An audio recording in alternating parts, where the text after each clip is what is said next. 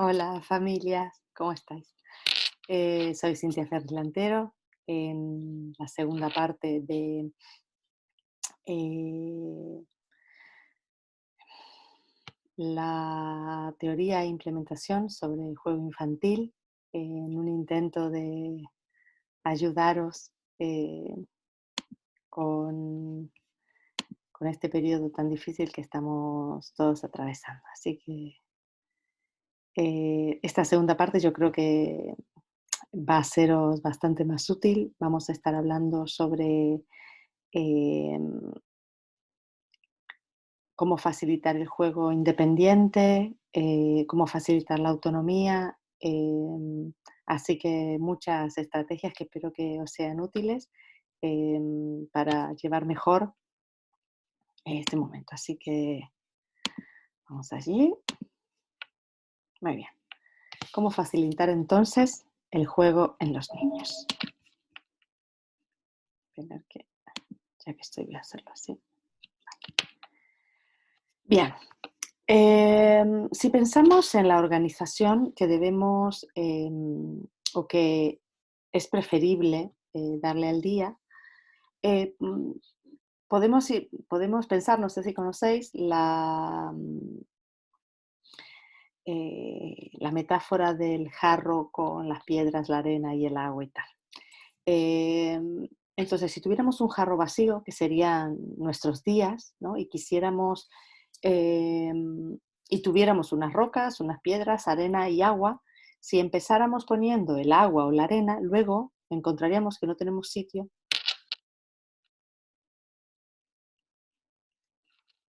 para que no tenemos sitio, perdón, pero se me hizo una actualización y se me cerró la pantalla, entonces ya pensé que se había interrumpido la grabación. Bueno, sí. Entonces, para la organización de nuestros ritmos diarios, sí que es importante como poner primero o priorizar una serie, poner las rocas, digamos, si nuestro día fuera lo que primero tenemos que hacer es echar las rocas, ¿no? Que son nuestros anclajes diarios y nuestros ritmos más inamovibles.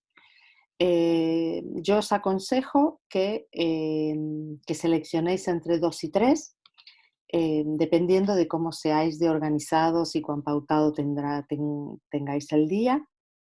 eh, pero sí que es muy importante que haya entre 2 y 3 hitos organizadores del día, tanto por vosotros como por vuestros niños, ¿no? Más en estos momentos en donde no tenemos mucho o tenemos parecería como todo el día por delante, sí que es fundamental que podamos como pautar qué cosas hacemos en cada tramo y para eso tenemos que tener algunos anclajes del día, ¿no? Como cuando empieza el día, qué sucede a mitad del día y qué sucede al cierre del día. Yo, por ejemplo, pero en parte calculo que será porque soy especialista en sueño infantil, que tengo como el sueño como un organizador, entonces yo tengo el despertar o el desayuno como uno de los organizadores que tiene mediana más o menos el mismo horario.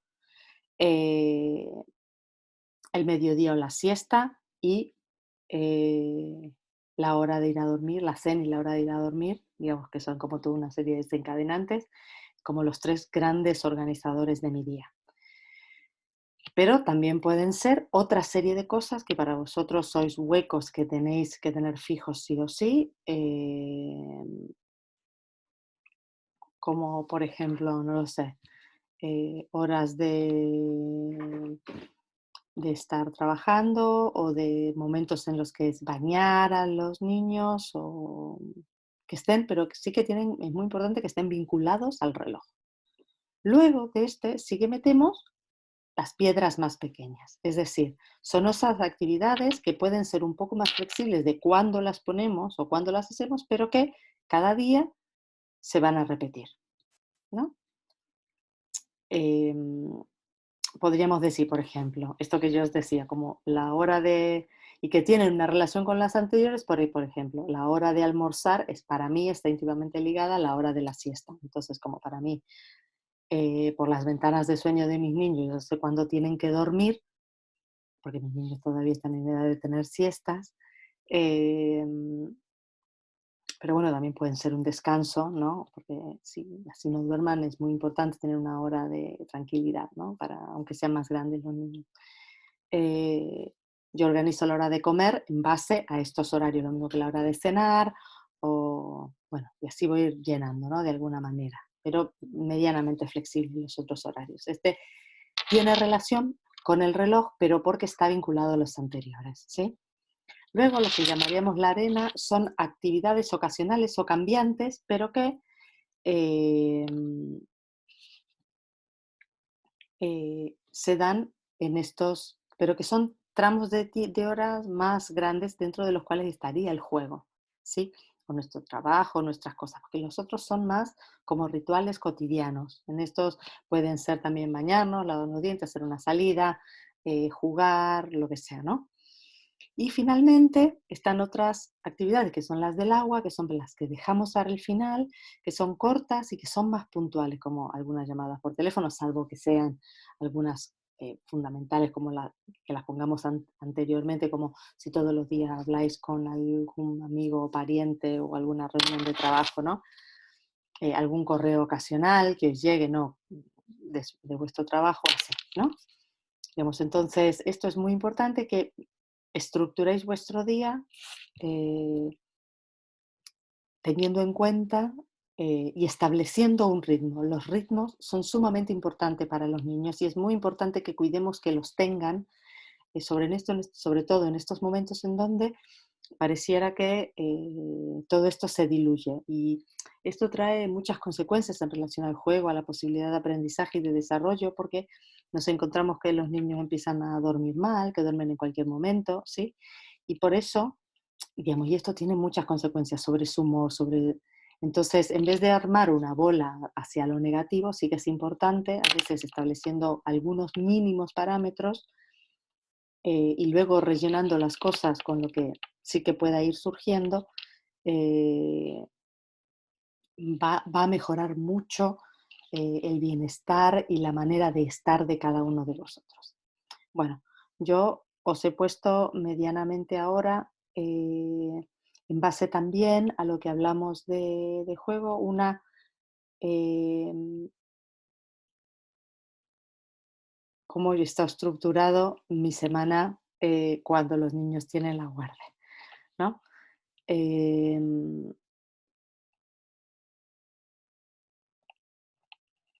bueno, aquí es sucio, no sicio. Cuando lo corregí se ve que no lo vi. Este es el actual. Em, yo, por ejemplo, aquí, que esto sí, porque también quería aclararlo, porque sí que tuve algunos comentarios sobre el vídeo anterior en relación a em, si queremos incentivar o motivar a nuestros niños o queremos hacer algunas tareas, jugar con ellos. Yo de ninguna manera quiero decir que no podemos o no debemos jugar con nuestros niños o que no los debemos incentivar. Claro que esto se tiene que hacer, en parte voy a hablar de eso cuando hable de cómo potenciar el juego en los niños, pero por ejemplo, yo con mis niños en la actividad enfocada y porque he decidido cuidar un poco el enfoque pedagógico para que ellos no pierdan su manera de estar y de ser dirigidos en parte. Como son en el cole, ni bien terminamos el desayuno y los cambio y tal, hacemos alguna actividad enfocada de alguna manera más, con el formato más típico pedagógico, primero lo pongo a esa hora porque sé que a esa hora estamos todos como más descansados, con todas las neuronas mucho más activas y va a ser más fácil que ellos entren en ese tipo de tareas en ese momento que más avanzado en el día después de haber jugado libremente. Entonces es como si yo los atajara, los pusiera en un contexto más puramente pedagógico, trabajamos sobre algo, sobre pintar con dedos, cosas, mis nenes tienen 3 años, entonces en alguna actividad que se parece más a la que ellos desarrollan en el colegio, con algún tipo de dirección por parte de un adulto, y luego sí los dejo eh, trabajar. Y el resto de las cosas, el resto de las actividades, las encajo también en base a intento que tengan una relación eh, entre sí. Por ejemplo, puse lo del movimiento, la actividad física inmediatamente antes del almuerzo, porque sí que quiero que lleguen un poco cansados, pero también con hambre, Entonces, por las dudas de que el juego libre de ellos sea un poco más tranquilo, sí que sobre las 12 yo les oferto la posibilidad de hacer algo más físico como trepar, saltar, en alguna actividad física. eh, lo mismo, por ejemplo, pongo la pantalla antes del juego sucio porque sí que me parece que es importante que si vamos a utilizar pantallas, ellos puedan tomar eh, lo que vean en la tele como una inspiración para luego hacer algún dibujo, alguna pintura, algún modelado con Play-Doh o lo que sea, ¿no? Y luego ya sí que empiezo a ir como en la curva hacia abajo porque nos dirigimos hacia allá a dormir, ¿no?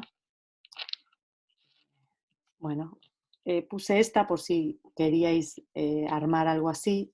Esto es también porque yo soy una persona más organizada en relación al tiempo y me gusta seguir el reloj y voy haciendo como check de las tareas, pero no es necesario que tengáis una cosa así tan organizada. Yo estoy segura de que con que tendráis 3 grandes y eh, preveáis un par más en relación a esas 2 o 3 que tenéis como anclaje, eh, se puede establecer un mucho mejor ritmo del día.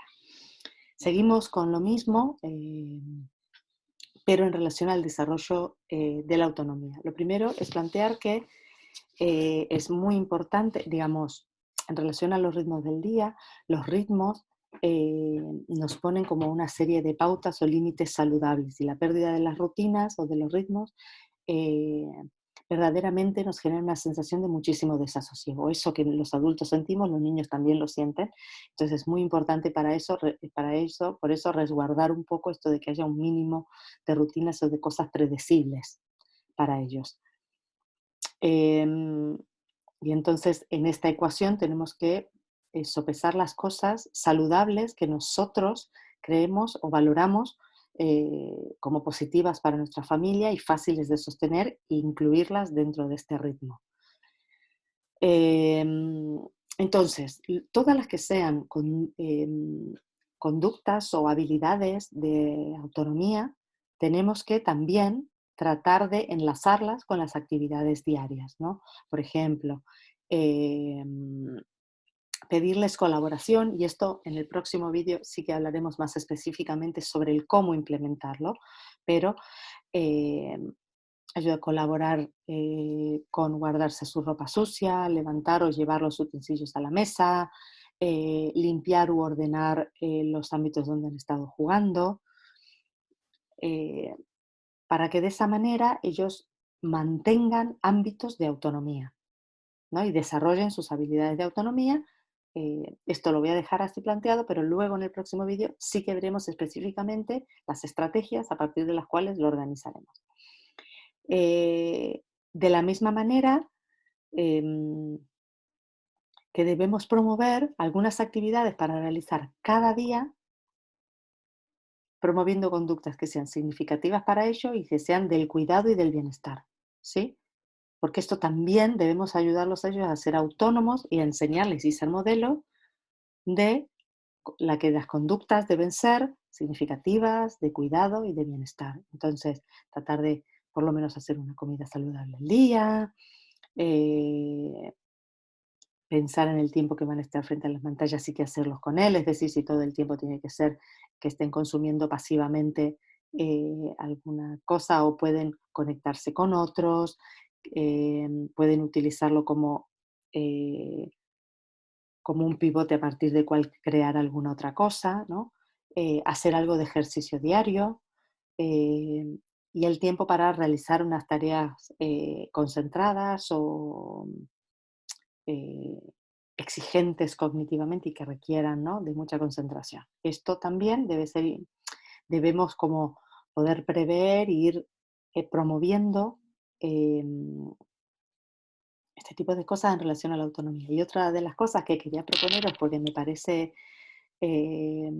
preciosa, es tener rutinas de bienestar para promover un clima amoroso y cálido familiar, como por ejemplo promover hacer que cada uno de los integrantes promueva hacer 3 cosas al día que alegren o le hagan bien a otra persona. No necesariamente tiene que ser dentro de la familia y no necesariamente tiene que ser algo grande, sino que puede ser simplemente un detalle, pero que por lo menos en 1 o 2 casos deba ser a alguien de la familia, ¿sí? Y entonces que también sea algo que forme parte de una rutina, por ejemplo, de la noche y hablar sobre qué cosas habéis hecho y compartir las ideas y cómo os ha ido en esto de promover el bienestar porque no sé si lo sabéis, pero todas las investigaciones en relación a bienestar sí que plantean que digamos, uno de los más grandes impactos sobre la felicidad es cuando hacemos cosas para que otra persona sea feliz. Que somos más felices haciendo cosas por los demás que cuando hacemos cosas por nosotros mismos. Entonces, de esta manera promovemos el bienestar y promovemos un mejor clima familiar.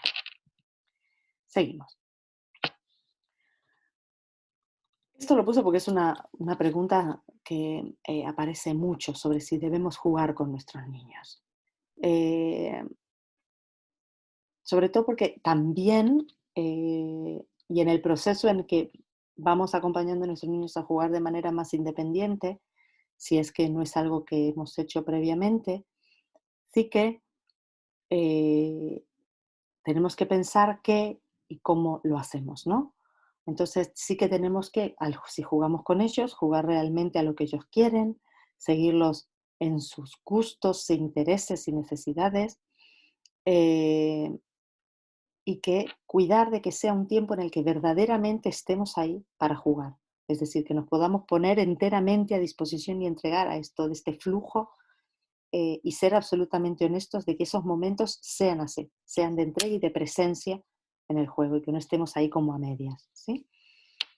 Eh, También otra cosa que podemos hacer, si generalmente no tenemos esa disponibilidad o esa predisposición o no nos gusta o no nos interesa, digamos, que en eso es muy importante también ser honesto porque la autenticidad se nota muchísimo y los niños sobre todo los más pequeños que tienen otra relación con el lenguaje, notan mucho todo lo que no va por la vía del lenguaje, ¿no? Entonces eso es otra vía de comunicación en la que es muy importante que seamos muy auténticos. Entonces sí que podemos pensar en un ritmo semanal y hacer previsible para ellos que 2 veces a la semana o 1 vez a la semana incluso sí que estaremos más enteramente disponibles, pero que el resto de la semana, así nosotros tenemos nuestros juegos de adultos o nuestras responsabilidades y ellos tienen su responsabilidad de jugar.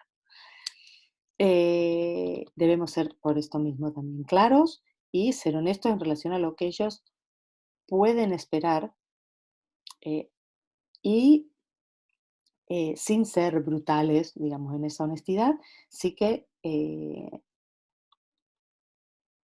es importante como deslindar la responsabilidad de nosotros jugar con ellos, y que ellos entiendan que nosotros tenemos como nuestros juegos propios, ¿no? Ya hablaremos específicamente de cómo hacerlo. Y si esta desilusión o esta decepción es muy grande, sí que no debe ser transmitida como un rechazo a ellos, sino mostrando nuestro interés y nuestra percepción verdadera de que esto es importante, pero transmitiendo la realidad de em, nuestras posibilidades, ¿sí? Em, y en esto también, y esto hablaremos un poco más adelante también, en diferenciar la necesidad de cercanía y contacto que tengan con nosotros con la necesidad de incluirnos en sus juegos. Entonces, pues sí que voy a plantear tener una relativa diferenciación entre los momentos de cercanía y de contacto, ¿sí? Que sería como la necesidad de apego que ellos tengan y de estar con nosotros y de estar conectados con nosotros y nosotros con ellos en esos momentos como de mimos y mirarse a los ojos y estar, ¿no? Así como eh, muy presentes y para ellos, y los momentos en los que cada uno está en sus actividades, digámoslo así. Entonces, ¿cuál sería el rol de los padres en relación al juego de los niños? Bueno, esto no es solamente en relación al juego, ¿no? Si algo somos los padres, somos como los coaches, los entrenadores, o como un andamio en relación a un edificio que se va creando, ¿no? Nosotros sostenemos el espacio de ese desarrollo. Damos indicaciones sobre eh, porque tenemos las capacidades de prever algunas cosas, de entender cómo funcionan otras, y entonces sí que podemos como armar un mejor marco y más seguro, asistirlos técnicamente, em, apoyarlos emocionalmente, ofrecerles nuestro apoyo y seguridad, transmitirle nuestros valores en respecto a esto, pero no hacemos las cosas por ellos, ¿sí? No dirigimos el proceso de juego, digamos, así como tampoco eh, dirigimos el proceso de desarrollo. Nosotros, digamos, en la medida en la que, como cuando se construye un edificio, en la medida en que se va, em, se va consolidando el edificio, el andamio se hace cada vez más pequeño hasta desaparecer. O de la misma manera que un entrenador te prepara para el juego, te ofrece opciones de cómo puede ser el juego, te dice las reglas del juego, no juega el partido por ti. Esa es la misma relación que los padres tenemos con el desarrollo de nuestros niños. Eh, pero en nuestra cultura tan niñocéntrica, en el mal sentido, digámoslo así, en donde aparece esta premisa de que tenemos que hacer todo por y para nuestros niños, eh, y porque ellos mismos nos devuelven esto, préstame atención, mírame, ¿no? Eh, Tenemos que tener muy claro eh, cómo atendemos y a qué atendemos cuando ellos, ellos hacen cosas o nos piden nuestra atención. Eh, Más que nuestra atención, tenemos que tener muy claro que nuestros niños lo que necesitan es sentirse conectados con nosotros, sentirse vistos, sentirse entendidos. Eh, y digo más que la atención porque la atención está más relacionada a una valoración. Eh, la conexión tiene más que ver con la atmósfera que se genera, con la cercanía emocional, con ser visto, con sentirse comprendido, eh, más con el contacto visual, el contacto del tacto, con la calidez. Eh, entonces, podemos no, entonces, por ejemplo, ¿no? Eh, Cuando un niño nos muestra, mira, mira lo que he hecho, mira, mira, una cosa es decirlo, qué bien que lo has hecho, muy bien, sí, se parece a un cocodrilo, de verdad, no sé, lo que sea, ¿no? Eso es dar atención, es hacer una valoración sobre lo que hace, ¿sí? Cuando nos conectamos, hacemos una apreciación sin eh, descriptiva, sin eh, sin una eh, mm, sin juzgar como el resultado, sino oh, veo que hoy has usado mucho el azul o que has usado solo una parte de la hoja, digamos, una observación, no si lo ha hecho muy bien o muy mal, o cuán bonito es, o qué relación tiene con otros dibujos, ay, que ayer hiciste aquel otro, ¿no? Eh, y esto es muy importante tenerlo presente porque sí que hay que poder diferenciar entre permanecer desconectados y no atender, o no valorar, no juzgar las producciones o lo que hacen nuestros hijos. Eh,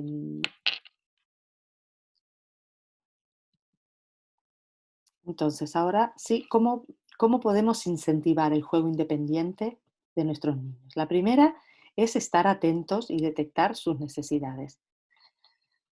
Eh, y esto de dos maneras. Por un lado,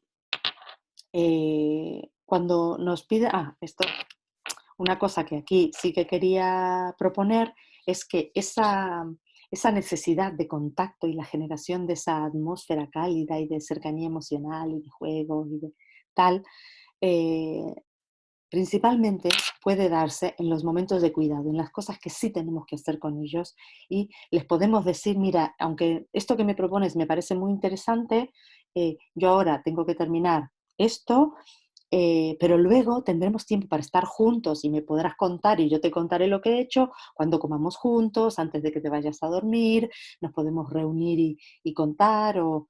eh, ¿sí? Entonces, en esos momentos que sí o sí estaremos con ellos y para ellos, podemos maximizar eh, esa necesidad de contacto y de cercanía y luego sí que poder eh, quitar nuestra atención, aunque podamos estar conectados y si somos necesarios en nuestro rol de coach o de sostén de alguna de las cosas del espacio, tenemos que estar ahí disponibles, ¿no? Entonces, ahora sí, lo primero es eh, estar atentos a las necesidades que puedan tener de contacto y, como dije recién, poderlo explicitar, pero también estar atentos a qué cosas, en qué cosas están, qué cosas les interesan. eh, y entonces, eh, ¿cómo ir favoreciendo? Si nuestro hijo dice, no, pero ven, juega aquí conmigo. Entonces, lo primero sería, que esto es propio de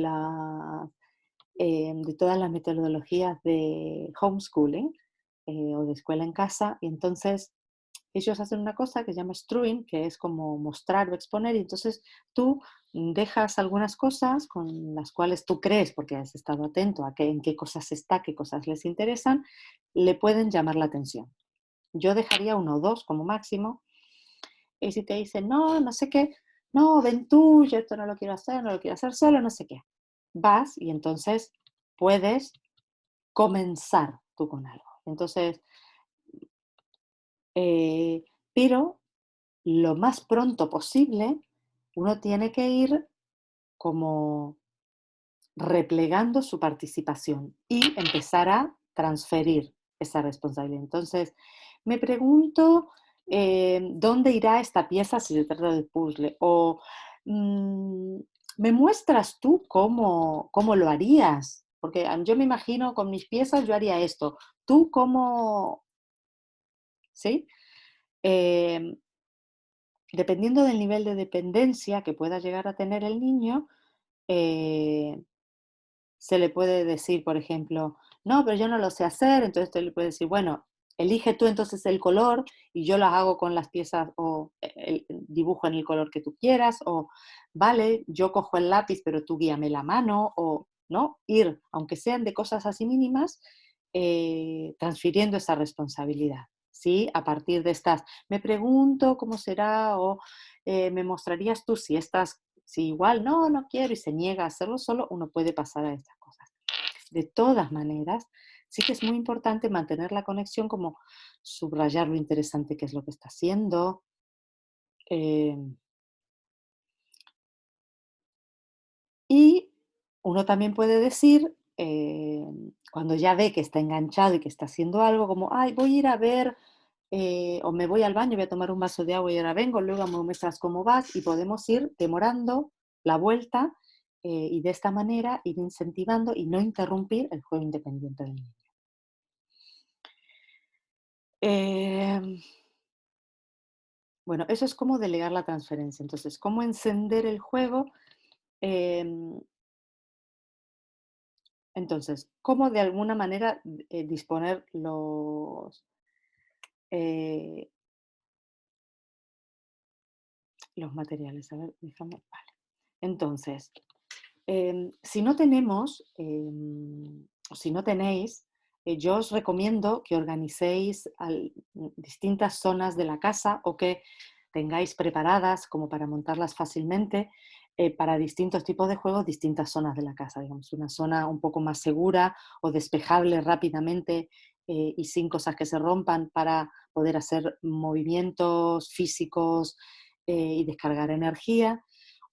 Un espacio más pequeño y recortado, pero que sea ensuciable o fácilmente limpiable. em, y otro espacio más tranquilo para poder hacer un trabajo más concentrado o un momento relajado.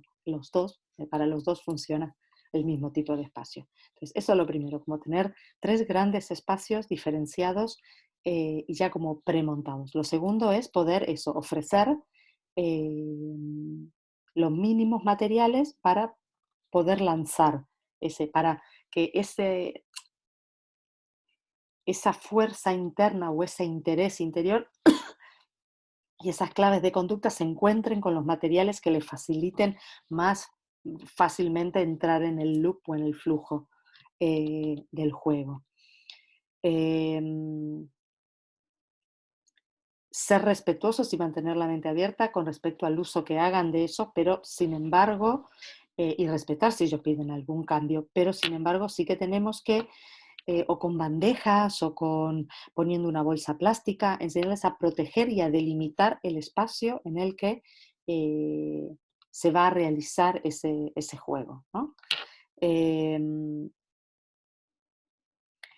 que los materiales que les ofrezcamos estemos seguros que les sean interesantes, que el espacio sea seguro, que esté relativamente apropiado a su edad, el tipo de lápiz, el tipo de pincel, y al espacio, ¿no? El tipo de pelota, por ejemplo, ¿no?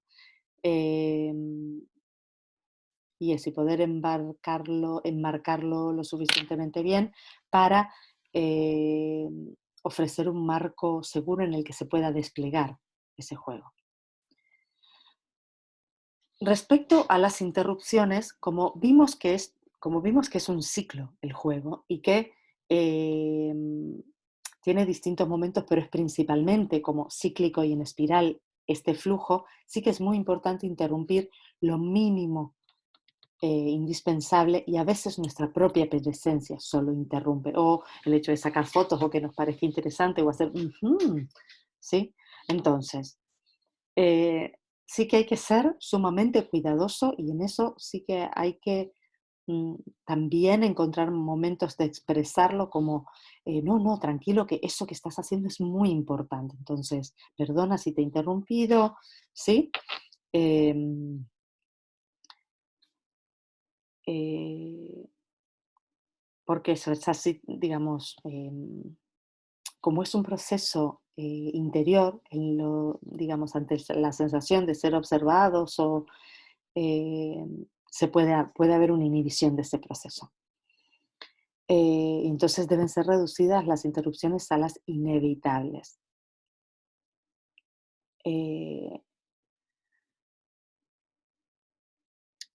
Eh, También podemos, en esto de hacerlo seguro y posible, sí que es necesario, si por ejemplo hay más niños, prever cómo podemos proteger el proceso, ¿sí? Si vemos que, por ejemplo, algunos de los hermanos o uno de los hermanos está queriendo, no sé, quiere jugar muy excitadamente, sí que si el otro lo vemos que llega a su momento de concentración o de simplemente estar más relajado leyendo y pensamos que el otro puede diferenciarlo, sí de ofrecerle que lo haga en otro sitio o, mm, por ejemplo, poner algún tipo de barrera para que o no escuche o no sea visto, si quiere que lo cubramos o cerrar puertas, pero explicitar lo que es para cuidar que no se trata de encerrarlo o aislarlo o dejarlo aparte, sino como de cuidar eh, el espacio y el proceso en el cual está realizando esa actividad tan importante.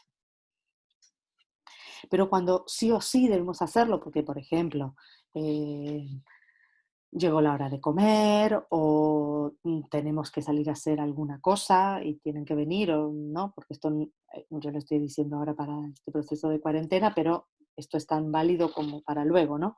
Entonces, eh, en ese sentido sí que dejarlo para cuando solo sea necesario.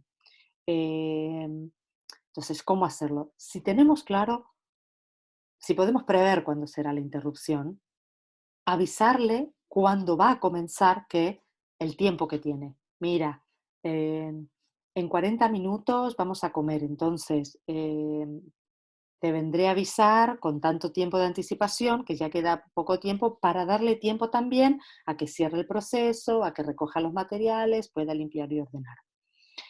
Eh, pero primero, eso sí podemos prever, pero muchas veces este proceso puede ser largo y le puede llevar mucho más de lo que nosotros hemos previsto y entonces a lo mejor teníamos una hora, pensamos que en esa hora iba a desarrollarse y estar cerrado para cuando termine, llega la hora de comer, todavía está en mitad de eso y entonces lo primero es no hablarles a la distancia, sino acercarnos respetuosamente, ponernos a su nivel y esperar a la oportunidad. Esperar que él salga. Sí, porque tenemos que entender que esto es un proceso, que es un proceso personal de inmersión. Entonces, cuando él nos dé alguna clave de que se haya desconectado, sí, podemos empezar con nuestro rollo, digámoslo así, ¿no? Eh, Podemos comenzar comentando sobre algo que ha hecho, como ya de la misma manera que ya ha hecho, comentarnos, jugar o evaluar.